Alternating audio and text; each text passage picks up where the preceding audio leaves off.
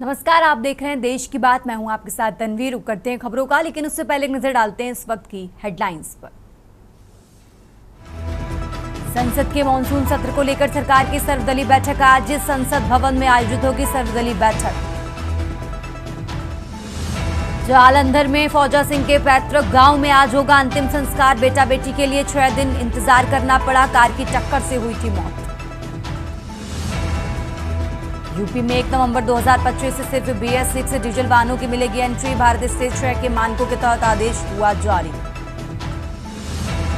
पूर्व सीएम भूपेश बघेल आज दोपहर 1 बजे बेटे चैतन्य बघेल से ईडी दफ्तर में करेंगे मुलाकात। ईडी ने शराब घोटाला मामले में किया है गिरफ्तार।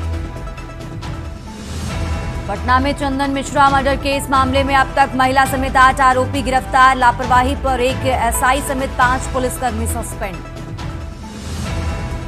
हरियाणा के 4 जिलों में आज बारिश की चेतावनी। तेज हवाएं चलेंगी। पानीपत, गुरुग्राम सहित 8 जिलों में बूंदाबांदी के आसार।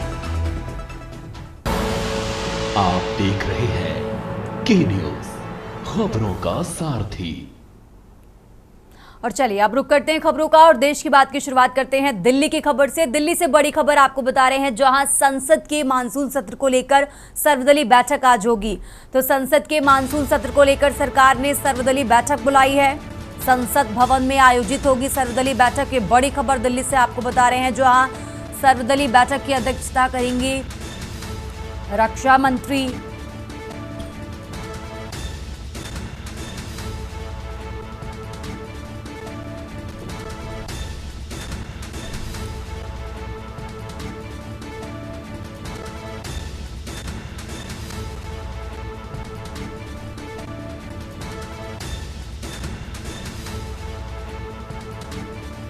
तो इस बैठक में कई दलों के नेताओं के शामिल होने की उम्मीद है। आपको बता दें 21 जुलाई से 21 अगस्त तक चलेगा संसद का मॉनसून सत्र और इसी को लेकर सरकार ने आज सर्वदलीय बैठक बुलाई है। तो संसद के मॉनसून सत्र को लेकर सरकार ने सर्वदलीय बैठक बुलाई है। संसद भवन में आज आयोजित होगी सर्वदलीय बैठक। इस बैठक में कई दलों के नेताओं के शामिल होने की उम्मीद है। आपको बता दें इस बैठक की अध्यक्षता करेंगे रक्षा मंत्री राजनाथ सिंह। तो बैठक में कई दलों के नेताओं के शामिल होने की उम्मीद है। 21 जुलाई से 21 अगस्त तक चलेगा संसद का मॉनसून सत्र।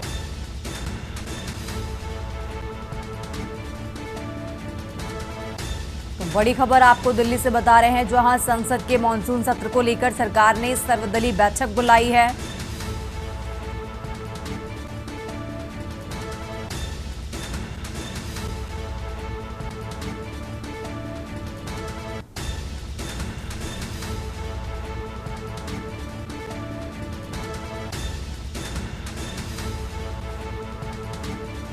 सर्वदलीय बैठक की अध्यक्षता करेंगे रक्षा मंत्री राजनाथ सिंह।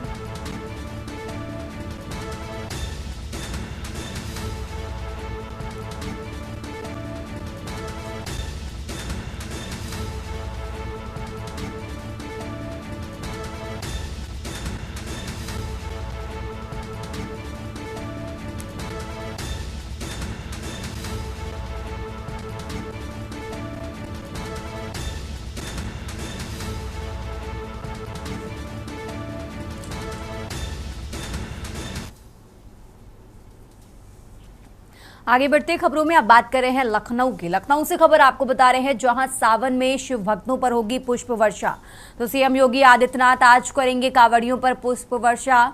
मेरठ और मुजफ्फरनगर में हेलीकॉप्टर से होगी पुष्प वर्षा। आपको बता दें सावन के तीसरे सोमवार से पहले शिव भक्तों का उत्साह बढ़ा है और प्रशासनिक तैयारियां पूरी हैं। पुलिस और स्वास्थ्य टीमें मुस्तैद है।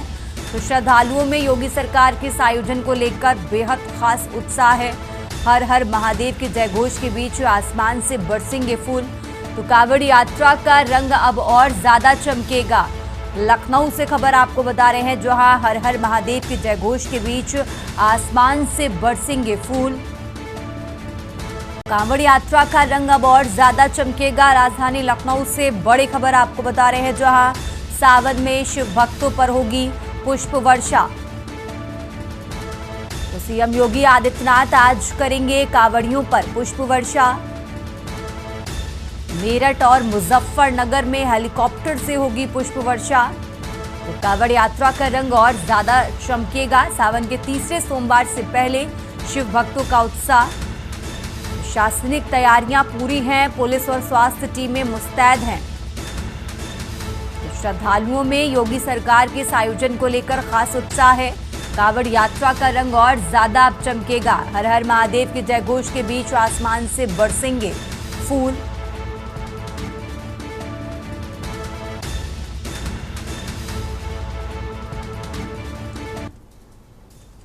आगे बढ़ते हैं खबरों में और अब बात कर रहे हैं लखनऊ की। लखनऊ से एक और खबर आपको बता रहे हैं, जहां फ्लाईओवर पर देर रात सड़क हादसा हुआ है। फ्लाईओवर पर डाले की टक्कर से पलटी कार। इस घटना में किसी के हताहत होने की सूचना नहीं है। देर रात 1 बजे फ्लाईओवर पर यह घटना हुई है।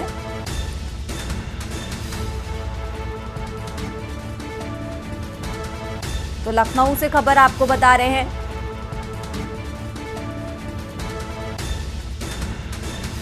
राजधानी लखनऊ से अहम जानकारी आपको बता रहे हैं, जहां फ्लाईओवर पर देर रात सड़क हादसा हुआ है। फ्लाईओवर पर डाले की टक्कर से कार पलटी।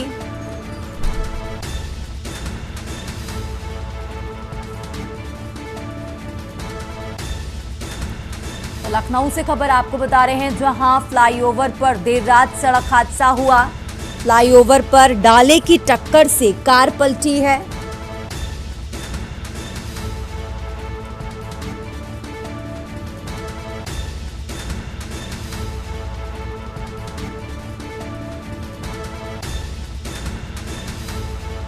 तो बाजार खाला थाना क्षेत्र के बिल्लौचपुरा की ये घटना आपको बता रहे हैं, जहां इस हादसे में किसी के हताहत होने की सूचना नहीं है। और इसी खबर पर ज्यादा जानकारी के लिए हमारे साथ अभ्युदय अवस्थी जुड़ चुके हैं। अभ्युदय, जिस तरीके से देर रात ये हादसा बताया जा रहा है,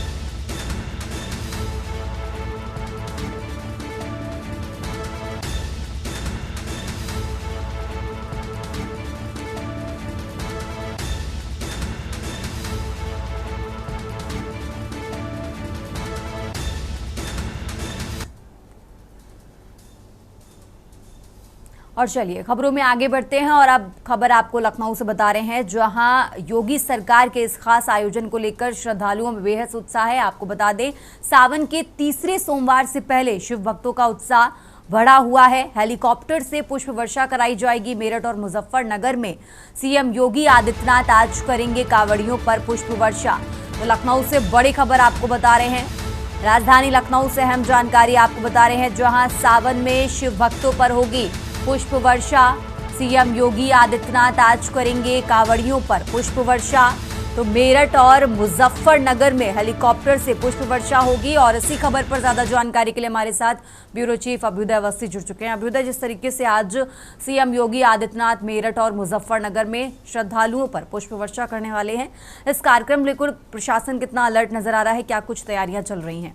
अभ्युदय, देखिए तन्वी, सावन का महीना है और सावन के महीने में कांवड़ यात्राएं निकलती हैं। कांवड़िए जो है जल भरकर कलश में लेकर जाते हैं और भोलेनाथ पर अर्पित करते हैं। लंबी यात्रा होती है, उसी की एक जो है हौसला अफजाई कह लें या उनका स्वागत कह लें या भक्ति में करने का एक नया तरीका है। मुख्यमंत्री योगी आदित्यनाथ जब से मुख्यमंत्री बने हैं, पश्चिमी यूपी क्षेत्र के जिलों को चिन्हित करके जहां पर कांवड़ियों का गढ़ होता है वहां पर पुष्प वर्षा करते आए हैं। लगातार इसकी सराहना होती है और समाज में एक अच्छा संदेश जाता है कि अब भक्तों को हर प्रकार से सुविधाएं भी मिल रही हैं और उनका स्वागत भी हो रहा है और एक तरीके से भक्तों की भी पूजा हो रही है। और उसका मुख्य जो काम है वो मुख्यमंत्री योगी आदित्यनाथ कर रहे हैं। और आज जो है मेरठ और मुजफ्फरनगर से मुख्यमंत्री योगी आदित्यनाथ कांवड़ यात्रियों पर पुष्प वर्षा करेंगे और उनकी हौसला अफजाई करेंगे कि इतनी लंबी यात्रा करके जो अपनी भक्ति को दिखाते हैं और जिस तरीके से भगवान भोलेनाथ पर जल अर्पित करते हैं, उसी पर जो है मुख्यमंत्री योगी आदित्यनाथ आज पुष्प वर्षा करेंगे। और इसके लिए पूरा प्रशासनिक अमला तैयारी में जुटा हुआ था कल से लेकर, और आज भी पूरा तैयारियां हो गई हैं और स्वास्थ्य टीमों से लेकर हर तरीके की सुविधाओं से लैस सभी प्रशासनिक स्तर के अमले जो हैं वो तैनात हैं। जी तन्वी, ठीक है अभ्युदय, बहुत बहुत शुक्रिया आपका तमाम जानकारी दर्शकों तक पहुंचाने के लिए। और लखनऊ से खबर आपको बता रहे हैं, राजधानी लखनऊ से अहम जानकारी। अभ्युदय, आपका बहुत बहुत शुक्रिया तमाम जानकारी दर्शकों तक पहुंचाने के लिए। और ये लखनऊ से खबर आपको बता रहे हैं, जहां अब कांवड़ यात्रा का रंग अब और ज्यादा चमकेगा। आज सीएम योगी आदित्यनाथ मेरठ और मुजफ्फरनगर में कांवड़ियों पर पुष्प वर्षा करेंगे।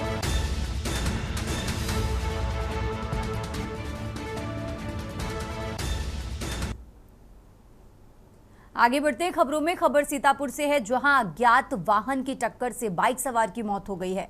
वाहन की टक्कर से एक बाइक सवार की मौत हुई है, तो वहीं 2 लोग इस हादसे में घायल हुए हैं। फिलहाल घायलों को नजदीकी अस्पताल में भर्ती कराया गया है। थाना तंबौर क्षेत्र का ये मामला आपको बता रहे हैं। ये अहम जानकारी आपको बता रहे हैं, जहां फिलहाल सभी घायलों को नजदीकी अस्पताल में भर्ती कराया गया है।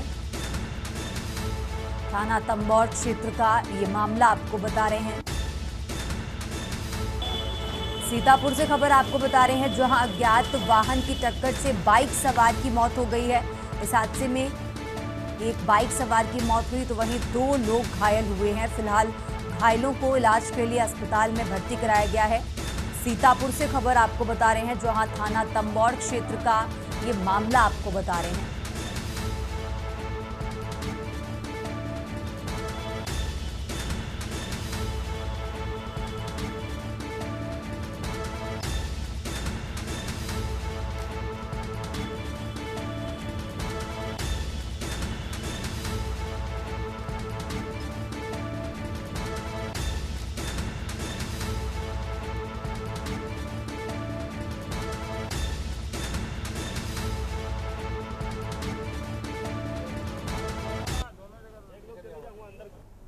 आगे बढ़ते हैं खबरों में। मुख्यमंत्री योगी आदित्यनाथ के निर्देश पर प्रदेश की छोटी नदियों के कायाकल्प का असर अब देखने को मिल रहा है। हाथरस, एटा, मैनपुरी, कन्नौज और कानपुर नगर जिलों में बहने वाली ईशन नदी फिर से हरियाली लेकर लौटी है। एटा में 57 किलोमीटर लंबी ईशन नदी के पुनरुद्वार में 44 ग्राम पंचायतों के किसानों की किस्मत संवर गई है। खेतों में नमी बढ़ी हुई है, जलस्तर सुधरा है, जिससे किसानों में खुशी की लहर है। इस अभियान को सफल बनाने के लिए राज्य स्वच्छ गंगा मिशन, नमामि गंगे और ग्रामीण जलापूर्ति विभाग मिलकर युद्ध स्तर पर काम कर रहा है। मनरेगा के तहत तालाबों की खुदाई और वन विभाग द्वारा नदी के किनारे व्यापक पौधारोपण किया गया।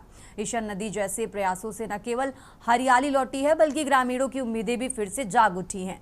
छोटे नदी नालों के संरक्षण से उत्तर प्रदेश के कई जिलों में पर्यावरणीय संतुलन सुधरने लगा है।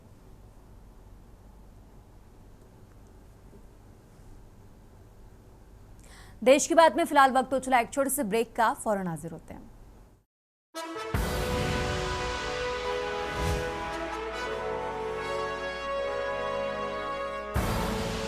आप देख रहे हैं के न्यूज, खबरों का सारथी। देश की बात में एक बार फिर से हाजिर हैं। रुक करते हैं खबरों का। गांजा तस्करी के विरुद्ध पुलिस को बड़ी सफलता। उत्तर प्रदेश के सोनभद्र जनपद में भबनी थाना पुलिस को गांजा तस्करी के खिलाफ बड़ी सफलता मिली है। मुखबिर की सूचना पर कार्रवाई करते हुए पुलिस ने नधरा जंगल में खड़ी एक संदिग्ध कार से 73 किलो 360 ग्राम अवैध गांजा बरामद किया है, जिसकी अनुमानित बाजारी कीमत जो है वो करीब 16 लाख रुपए बताई जा रही है।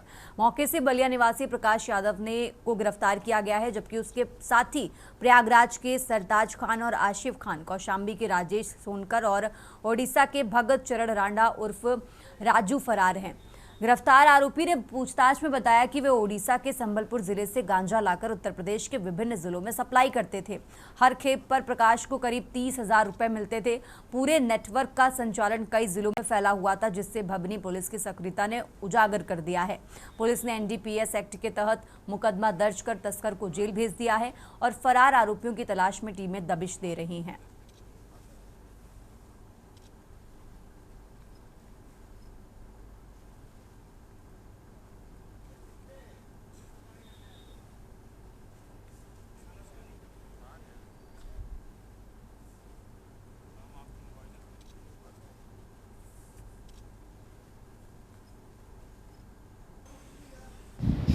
दिनांक 18/7 को प्रभारी निरीक्षक भबनी को जरिए मुखबिर ये सूचना मिली थी, एक संदिग्ध कार नदेरा के जंगल में खड़ी हुई है, जिसके लोग बाहर निकल करके मौके की तलाश में हैं। वे इधर रेणुकूट होते हुए आगे जाने के फिराक में हैं। इस सूचना पर प्रभारी निरीक्षक भबनी ने पूरी टीम के साथ जा करके जब उस संदिग्ध वाहन को चेक किया,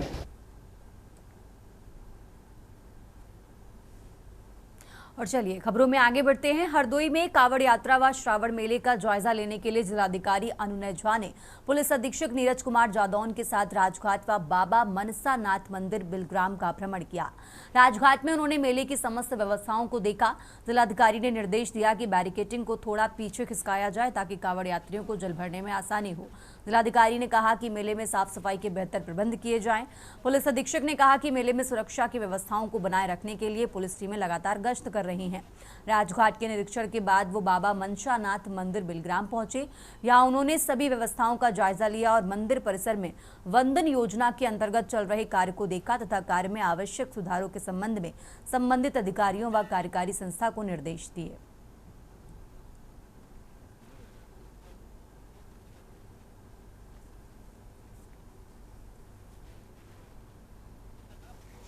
कप्तान साहब, एसडीएम साहब, सीओ साहब एवं सभी संबंधित अधिकारीगणों के साथ हमने राजघाट का निरीक्षण किया एवं मनसानाथ महादेव का भी निरीक्षण किया। राजघाट में गंगा नदी का स्तर कम होने के कारण कुछ समस्याएं वहाँ पे लोगों ने बताई, तो हमने जो बैरिकेडिंग है उसको शिफ्ट करने की बात भी कही और ये भी कहा है कि फ्लड पीएसी रेडी रहे किसी भी इवेंचुअलिटी में। इसके अतिरिक्त जो नाविक वहाँ पे हैं वो भी मौके पर हैं। जो मेला क्षेत्र है वो काफ़ी साफ पाया गया, काफ़ी नियमित तौर पे दुकानें वहाँ पे लगी थी, अच्छे तरीके से सुगमता से लोग वहाँ पे अपना मेला का आयोजन का आनंद ले रहे थे। और अब खबर जौनपुर से है, जहां पूरे उत्तर भारत में मानसून सत्र की शुरुआत हो गई है। ऐसे में जौनपुर में गोमती नदी का जलस्तर बढ़ गया है। वहीं बात करें दोनों जौनपुर के गोपी घाट पर इन दिनों 5000 से ज्यादा की संख्या में लोग घूमने आ रहे हैं। वहीं स्थानीय लोगों को काफी शिकायतें हैं। नदी का जलस्तर बढ़ने के कारण वहां पर नाव और स्टीमर से सवारी करने वालों की संख्या में वृद्धि हुई है। वहीं स्थानीय लोगों की माने तो नाव और स्टीमर की सवारी करने वालों का रेट निर्धारित किया जाए, जो अवैध रूप से वसूली कर रहे हैं। इस पूरे मामले को लेकर जब हमने नगर पालिका परिषद जौनपुर के प्रतिनिधि राम सूरत मौर्य से बात की तो उन्होंने बताया कि जिलाधिकारी और सीआरओ से अनुरोध करूंगा कि वहां पर नाव और स्टीमरों का रेट निर्धारित कर दें, जिससे भविष्य में लोगों को दिक्कत और परेशानी ना आए।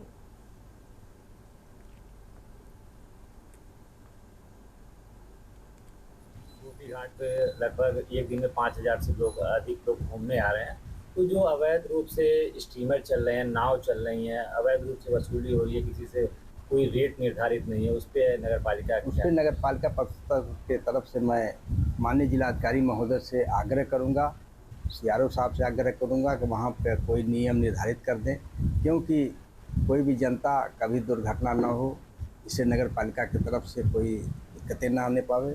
जहाँ तक गोपी घाट की साफ़ सफाई के बारे में, मैं वहाँ प्रतिदिन सफाई कर्मी लगाया हूँ, प्रतिदिन वहाँ साफ़ सफाई होता है, क्योंकि उत्तर प्रदेश के यशस्वी मुख्यमंत्री माननीय योगी आदित्यनाथ जी ने, हमारे उत्तर प्रदेश सरकार के बहुत ही लोकप्रिय विकास पुरुष माननीय गिरीश चंद्र यादव जी ने अथक प्रयास से जो घाट बनवाए, मैं दोनों लोग को बहुत बहुत धन्यवाद, बधाई दूँगा।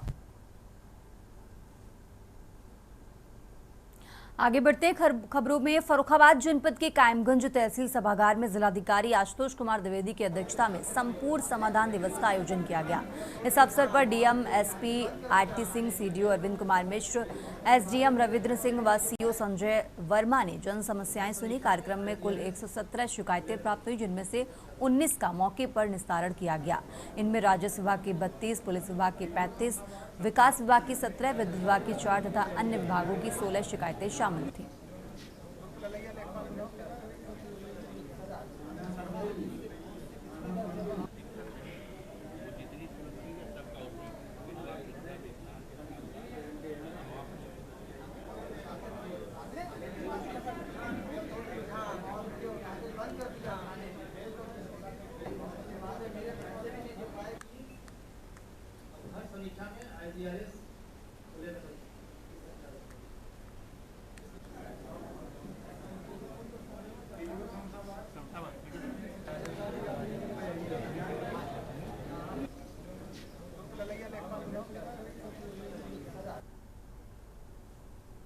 खबरों का सिलसिला लगातार जारी है। फिलहाल यहाँ रुकते हैं एक छोटे से ब्रेक के लिए।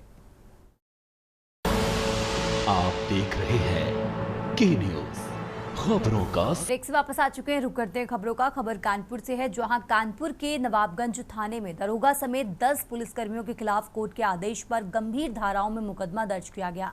मामला गंगानगर सोसाइटी निवासी विश्वविद्यालय के छात्र सचिन चंद्रा से जुड़ा है, जिसने दरोगा और अन्य पुलिसकर्मियों पर जाति सूचक गालियां देने, मारपीट करने और पिस्टल तानने का आरोप लगाया है।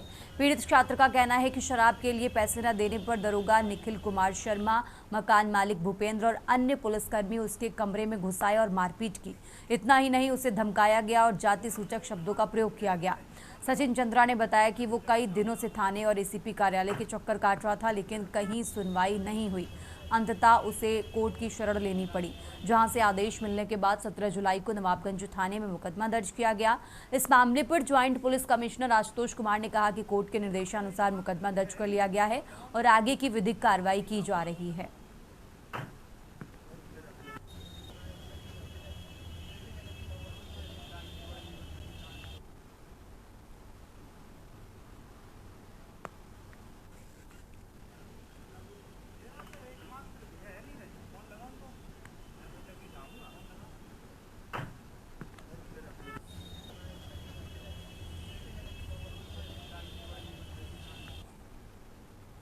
उप निरीक्षक निखिल शर्मा, मकान मालिक भूपेंद्र और 8 से 10 अज्ञात पुलिसकर्मियों के विरुद्ध एफआईआर दर्ज कराई गई है। और दर्ज कराने वाले हैं सचिन चंद्रा, ये छात्र हैं।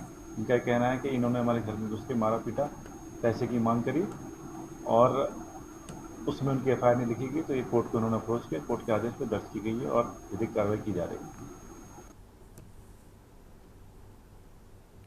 आगे बढ़ते खबरों में अब खबर बोकारो से है, जहां नक्सल प्रभावित गोमिया क्षेत्र में पुलिस और कोबरा बटालियन की संयुक्त कार्रवाई में बड़ी सफलता हाथ लगी है। बिरहोर, डेरा और काशीटांड के जंगलों में चलाए गए सर्च ऑपरेशन के दौरान एक एसएलआर राइफल, एसएलआर की 20 गोलियां, एक इंसास की मैगजीन, एसएलआर की एक मैगजीन, 2 बंडल कोडेक्स वायर और एक डेटोनेटर बरामद किया गया है। डेटोनेटर को बीडीएस टीम द्वारा निष्क्रिय किया गया। बिरहोर डेरा वही इलाका है जहां 16 जुलाई को सुरक्षा बलों और नक्सलियों के बीच मुठभेड़ हुई थी। उस मुठभेड़ में 5 लाख का इनामी नक्सली कुंवर मांझी मारा गया था।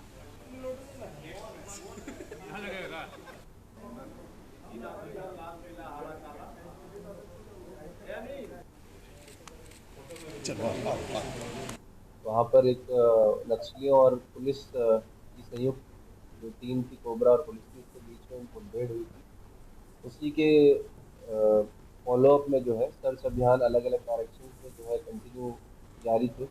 उसी क्रम में जो हमारा एक संयुक्त टीम जो थी हमारी कोबरा और जेजे की, उनके द्वारा कल दिनांक 18 को उसी गोमिया थाना अंतर्गत ही काशीटांड जंगल में जो सर्च अभियान चलाया जा रहा था, उससे एक एसएलआर 20 गोली एसएलआर की, एक मैगजीन इंसास की, एक मैगजीन एसएलआर और 2 बंडल कोडेक्स वायर और एक डेटोनेटर, ये सब बरामद किया गया है।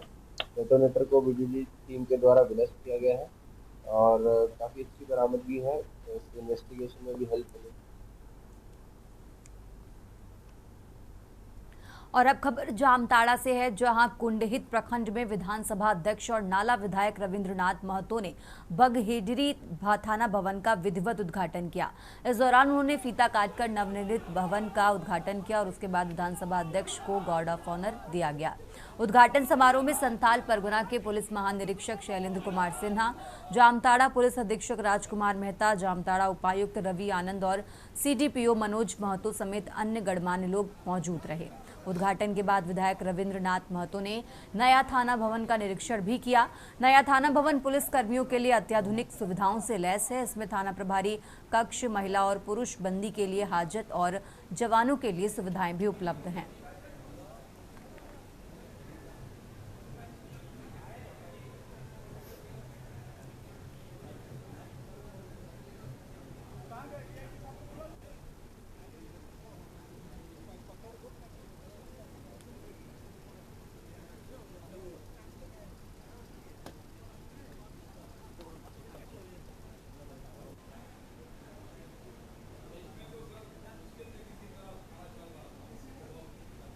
पुलिस महानिरीक्षक शैलेंद्र कुमार सिन्हा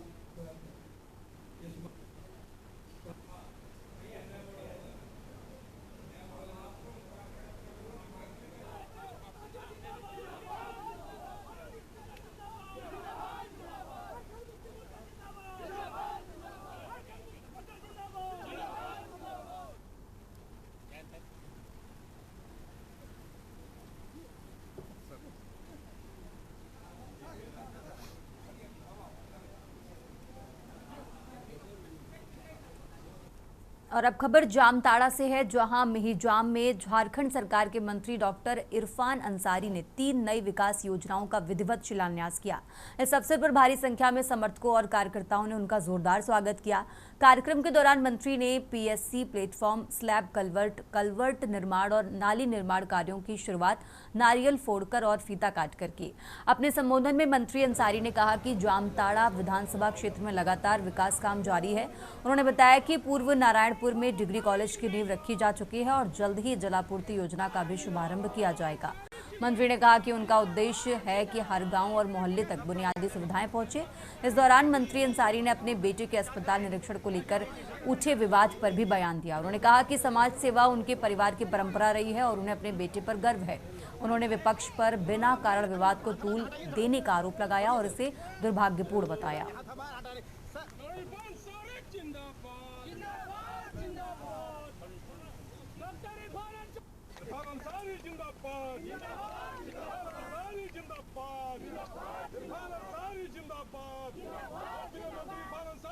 क्षेत्र में जाम के लिए एक और ऐतिहासिक पल। विकास से मैं जामताड़ा विधानसभा को जोड़ रहा हूँ।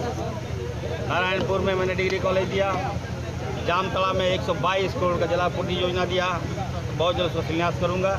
और आज मिहिजाम में एक और उपलब्धि, पूरे वार्ड में जो लोग वंचित थे, दलित, आदिवासी, ओबीसी, हमारा ब्राह्मण, हमारा भूमियार, हमारा राजपूत, जो लोग बसे हैं, मरवाड़ी समाज, हमारे यादव समाज, हमारा घटवाल समाज, हमारे तमाम लोग, बोले मंडल समाज के लिए मैंने आज यहाँ एकदम स्ट्रेट हाईवे कहिए इसको, या कहिए कि एकदम नगर को सुंदरता फैलाने वाला जो पीसीसी हुआ है, लगभग 6।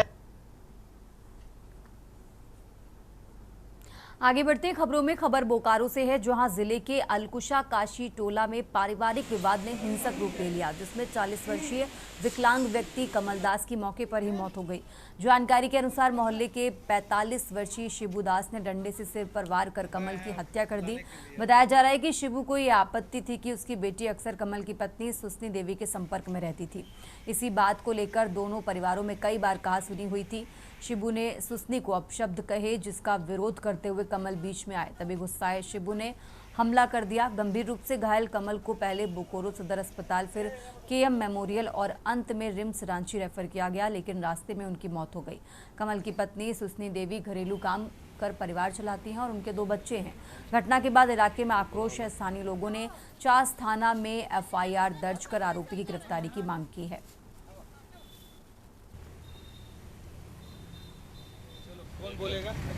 चास मुफस्सिल थाना अंतर्गत अलकुशा गाँव में एक शिबू दास नामक व्यक्ति के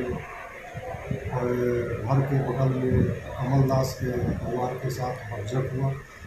हकझक का कारण यह था कि शिबू दास की बेटी उसके घर जाती थी, जो उसे शिबू दास का नागवार गुजरा और पति जताता था कि कमल दास के घर में जाने के कारण उसकी बेटी बिगड़ गई है। इसी बात को लेकर विवाद उत्पन्न हुआ और शिबू दास द्वारा कमल दास के सिर पर लाठी से मारा गया और उसे इलाज के लिए सदर अस्पताल ले जाया गया, जहां से उसे रिम्स रेफर किया गया और रिम्स ले जाने के क्रम में उसकी मृत्यु हो गई है। कमल दास की पत्नी के लिखित आवेदन के आधार पर कांड दर्ज किया गया है। प्राथमिकी दर्ज के कांड पर अनुसंधान किया जा रहा है। कुछ लोगों को पूछताछ के लिए थाना में बुलाया है। हम गए थे रेक पॉइंट काम करने के लिए। उधर सुबह के करीब 7 बज रहा था। हम उधर से आए, घर आ रहे थे, तभी मेरे बड़े पापा का लड़का जो प्रहलाद दास है वो आके हमको सुनाया कि भैया ऐसा ऐसा घटना हुआ है। बोले क्या हो गया? बोला कि कमल दास और शिबू दास के बीच मारपीट हो गया है, तो वो बेहोश पड़ा हुआ है। बोले कि अच्छा ठीक है, तो देखो क्या हो रहा है। हम फिर घर चले गए। बाद में सुने कि कमल दास और शिबू दास अपने बेटी को गाली गलौज कर रहा था। तो कमल दास शिव प्रसाद दास अपनी बेटी को गाली गलौज करते हुए कमल दास की बीवी को भी गाली गलौज करने लगा। इसलिए गाली गलौज कर रहा था कि उसकी बेटी और सुसनी देवी जो कमल दास की बीवी थी वो दोनों टेलर में गई थी कुछ सिलाई करने के लिए। तो उसके बाद वो लोग आई तो शिव प्रसाद दास जैसे ही इस बात को सुना तो उसने अपनी बेटी को गाली देने लगा कि तुम कमल दास की बीवी के साथ क्यों रह रही हो। पूरा गाली गलौज दे रहा था, गंदा गंदा गाली गलौज देने के बाद आ गया मेरा दुआट था वहाँ पर भी गाली गलौज देने लगा, बहुत खराब। फिर उसके बाद मेरा पति बोला क्यों गाली गलौज दे रहा है इसको, न देंगे रे, तुम तो अपाहिज हो, तुम कुछ नहीं कर सकता है।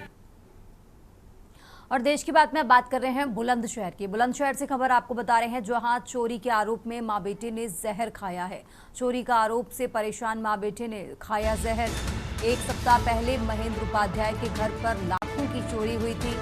बिना एफआईआर मां बेटे को उठा ले जाती है पुलिस। चौकी इंचार्ज ने एसएचओ से छिपाई रखी घटना।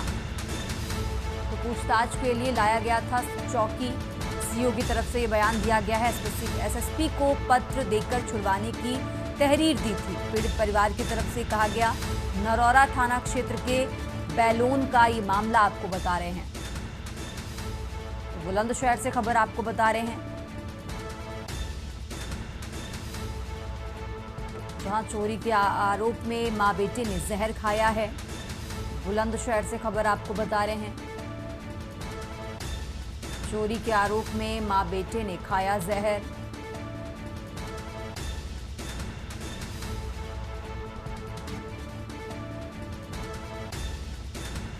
एक सप्ताह पहले महेंद्र उपाध्याय के घर पर लाखों की चोरी हुई थी। तो बिना एफआईआर मां बेटे को उठा ले जाती है पुलिस। आपको बता दें चौकी इंचार्ज ने एसएचओ से छुपाए रखी ये घटना। सीओ की तरफ से कहा गया कि पूछताछ के लिए लाया गया था चौकी।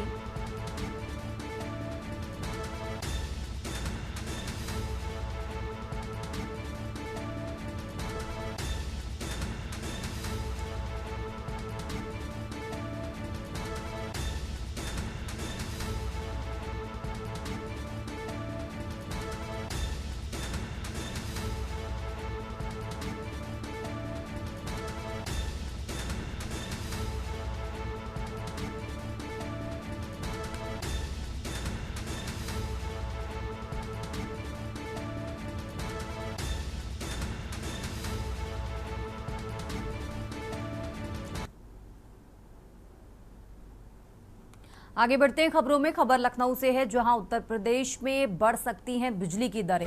30% तक दरों में बढ़ोतरी का प्रस्ताव तैयार किया गया है। आज लखनऊ में होगी विद्युत दरों पर जन सुनवाई।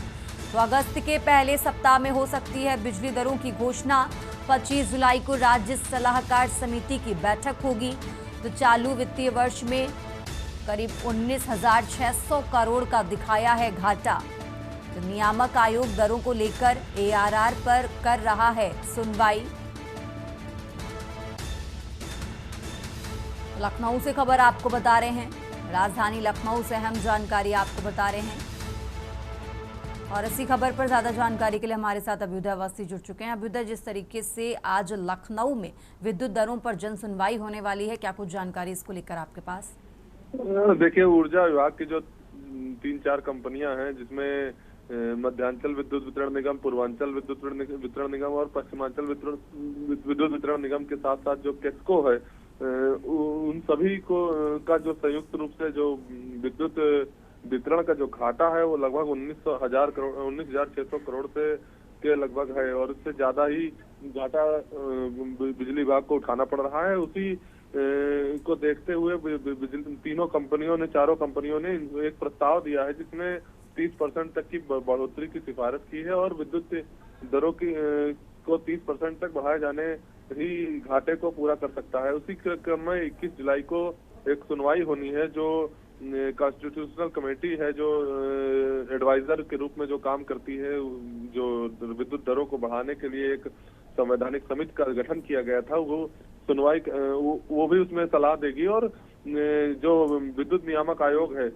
उसने भी उसमें AR दाखिल किया गया है, उसी पर सुनवाई चल रही है। और इसमें जो फैसला है वो 21 जुलाई को सुनवाई के बाद 25 जुलाई की बैठक के बाद लिया जाएगा और 30% या उससे कुछ कम की बढ़ोतरी प्रस्तावित हो सकती है।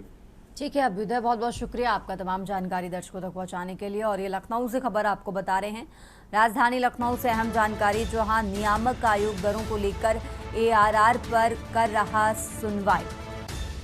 उत्तर प्रदेश में बढ़ सकती हैं बिजली की दरें, लखनऊ से बड़ी खबर आपको बता रहे हैं। राजधानी लखनऊ से अहम जानकारी, जहां उत्तर प्रदेश में बढ़ सकती हैं बिजली की दरें।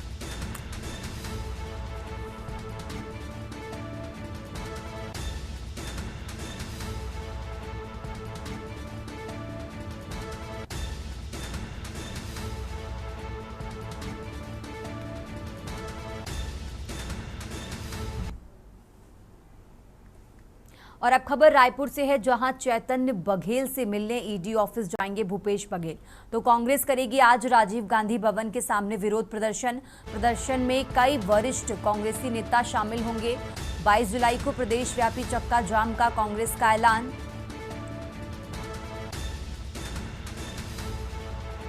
तो रायपुर से खबर आपको बता रहे हैं, जहां चैतन्य बघेल से मिलने ईडी ऑफिस जाएंगे भूपेश बघेल।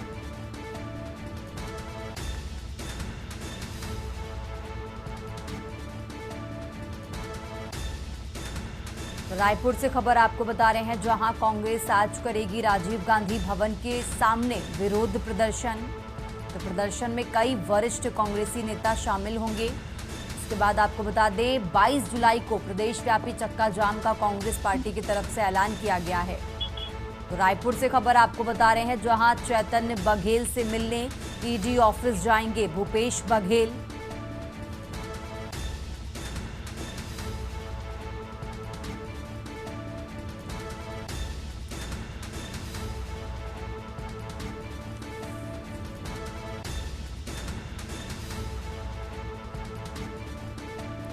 और इसी खबर पर ज्यादा जानकारी के लिए हमारे साथ समीर जुड़ चुके हैं। समीर, जिस तरीके से भूपेश बघेल आज अपने बेटे से मिलने जाएंगे और कांग्रेस पार्टी जो विरोध प्रदर्शन भी करने वाली है, पूरा अपडेट क्या है इसको लेकर आपके पास? जी तन्वी, मैं बताना चाहूंगा, छत्तीसगढ़ के पूर्व मुख्यमंत्री भूपेश बघेल आज जो है अपने बेटे चैतन्य बघेल से मिलने ईडी कार्यालय जाएंगे। इसकी जानकारी उन्होंने सोशल मीडिया एक्स पर पोस्ट करके दी है। कथित शराब घोटाले में चैतन्य की गिरफ्तारी के बाद से ही जो है कांग्रेस पार्टी में भारी आक्रोश है। कांग्रेस कार्यकर्ताओं और नेता इसे भाजपा सरकार द्वारा जांच एजेंसियों के दुरुपयोग और विपक्ष की आवाज दबाने की साजिश बता रहे हैं। तो बीते दिन कांग्रेस ने प्रदेश के सभी जिलों में ईडी और भाजपा सरकार का पुतले दहन का विरोध प्रदर्शन किया। आज भी जो है राजीव गांधी भवन में के सामने जो है प्रदर्शन जारी रहेगा, जिसमें जो है कई वरिष्ठ नेता भी जो है इसमें शामिल होंगे। और कांग्रेस ने जो है 22 जुलाई को प्रदेश व्यापी आंदोलन की घोषणा की है। इसमें जो है राष्ट्रीय राजमार्गों, जिलों और प्रमुख शहरों में जो है चक्का जाम और आर्थिक नाकेबंदी की जाएगी। पार्टी का कहना है कि यह आंदोलन अडानी समूह द्वारा कथित प्राकृतिक संसाधनों की लूट और ईडी की कार्रवाई के खिलाफ है। जी ठीक है समीर, बहुत बहुत शुक्रिया आपका तमाम जानकारी दर्शकों तक पहुंचाने के लिए। और ये रायपुर से खबर आपको बता रहे हैं। यहाँ रुकते एक छोटे से ब्रेक के लिए, फौरन हाजिर होते हैं। आप देख रहे हैं के न्यूज, खबरों का सारथी।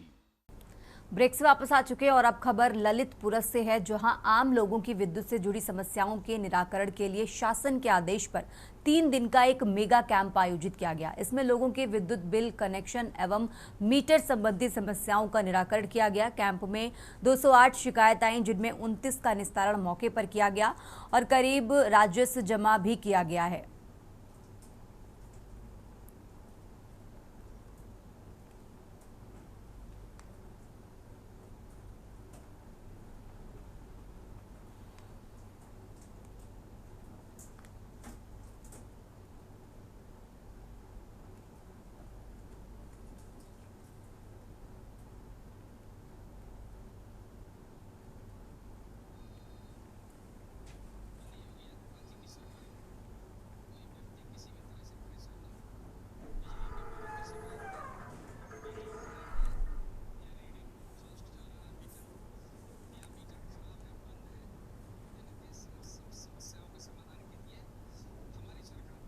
माननीय योगी आदित्यनाथ जी की सरकार में कोई व्यक्ति किसी भी तरह से परेशान ना हो।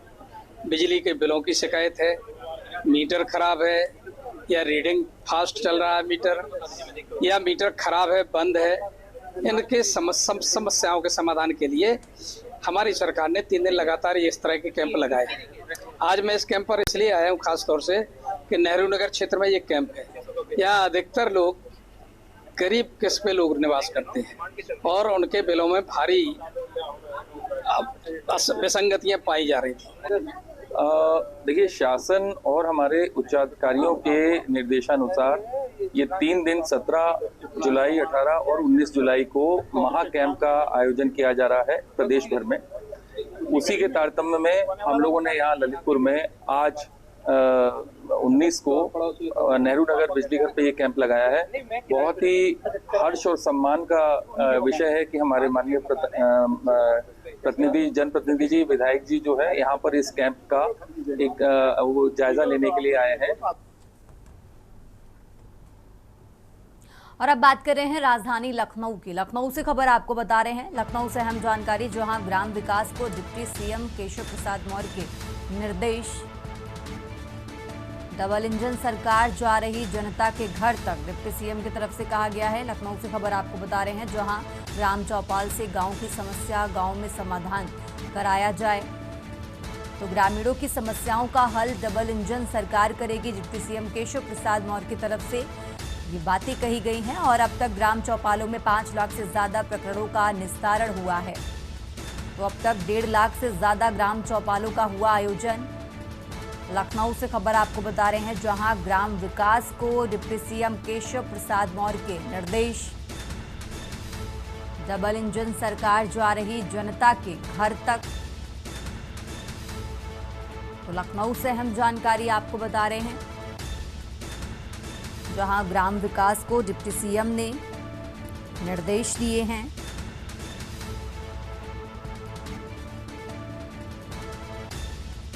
राजधानी लखनऊ से खबर आपको बता रहे हैं। और इसी खबर पर ज्यादा जानकारी के लिए हमारे साथ कौशलेंद्र उपाध्याय जुड़ चुके हैं। कौशलेंद्र, जिस तरीके से ग्राम विकास को डिप्टी सीएम केशव प्रसाद मौर्य की तरफ से निर्देश दिए गए हैं, पूरी जानकारी क्या है इसको लेकर आपके पास, दर्शकों को बताइए। कौशलेंद्र, देखिए, आप होता है कि ग्राम विकास विभाग को लेकर डिप्टी सीएम केशव प्रसाद मौर्य ने अधिकारियों के साथ बैठक की थी और उन्होंने कहा था अफसरों पे कि अब जो डबल इंजन की सरकार जो कहा जाता है कि केंद्र में भी हमारी सरकार है और प्रदेश में भी है, और इसी में अगर ग्राम का विकास न हो, जनता की समस्या दूर न हो तो ठीक नहीं। उन्होंने कड़े शब्दों में कहा था कि अब खुद सरकार उनके जनता के द्वार तक जाएगी और ग्राम विकास विभाग की तरफ से चौपाल लगाया जाएगा। और लगना शुरू हुआ, इसमें करीब 1.5 लाख से ज्यादा जो है जो ग्राम विकास जो गाँव की जो समस्याएं थी वो दूर किया गया। ऐसे लगातार अन्य ग्राम सभाओं, ब्लॉक स्तर पे हर जगह ग्राम चौपाल लगाने के निर्देश दिए हैं और जल्द ही उससे बड़ा रिजल्ट आने की उम्मीद है। ठीक है कौशलेंद्र, बहुत बहुत शुक्रिया आपका तमाम जानकारी दर्शकों तक पहुंचाने के लिए। और ये लखनऊ से खबर आपको बता रहे हैं। राजधानी लखनऊ से अहम जानकारी आपको बता रहे हैं, जहां ग्राम विकास को डिप्टी सीएम केशव प्रसाद मौर्य की तरफ से निर्देश दिए गए हैं। केशव प्रसाद मौर्य ने कहा कि डबल इंजन सरकार जा रही जनता के घर तक।